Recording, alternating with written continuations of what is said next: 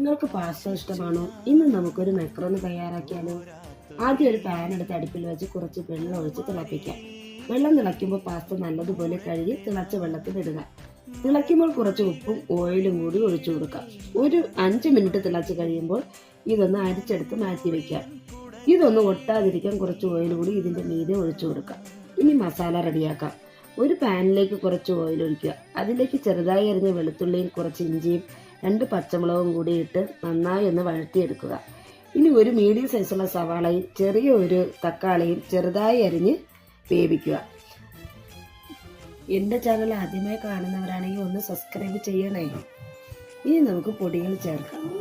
1 spoon മുളക് പൊടിയും 1 spoon പെരിഞ്ജീരകപ്പൊടിയും 1/2 spoon മഞ്ഞൾപ്പൊടിയും കുറച്ച് ഗരം മസാലയും 2 ടേബിൾ സ്പൂൺ തക്കാളി സോസും കൂടി ചേർത്ത് കൊടുക്കാം. അതിലേക്ക് 1 കപ്പ് വെള്ളം കൂടി നമുക്ക് ചേർക്കാം. മസാലയ്ക്ക് ആവശ്യമായ ഉപ്പും കൂടി ഇതിൽ ചേർത്ത് കൊടുക്കുന്നുണ്ട്. നന്നായി ഒന്ന് തിളച്ച് വരുമ്പോൾ മക്രോണി ആഡ് ചെയ്ത് കൊടുക്കാം. അതിന് മുകളിലേക്ക് എരിക്ക് വേണ്ടിയിട്ട് കുറച്ച് കുരുമുളക് കൂടി ചേർത്ത് കൊടുക്കുന്നുണ്ട്. ഇവിടെ ചീസ് എല്ലാവർക്കും ഇഷ്ടമായത് കൊണ്ട് ഞാൻ അതുകൂടി ചേർത്ത് കൊടുക്കുന്നുണ്ട്. മക്രോണി ഇവിടെ റെഡി ആയിട്ടുണ്ട്. എല്ലാവരും ഒന്ന് ട്രൈ ചെയ്ത് നോക്കണേ.